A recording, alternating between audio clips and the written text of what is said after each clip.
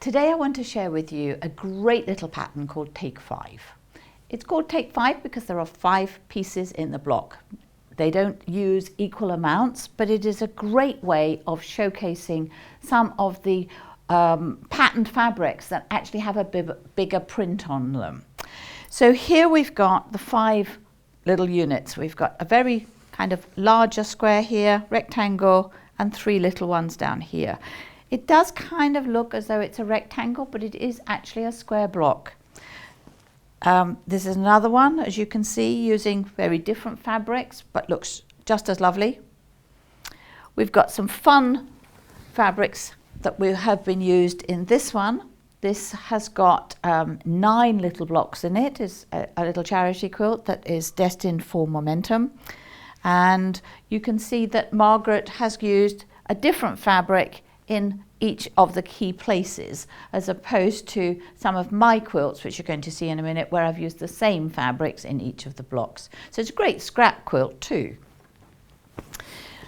Here's another little version that uses, I think we've got slightly more than 9 blocks in here. We've got 12, but this is made with current Mermaid fabrics, and we've got slightly different mermaids. This one is the same as this, but we've got alternate colours coming in here.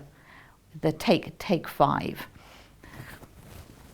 This is my Christmas from courtesy of Stoff.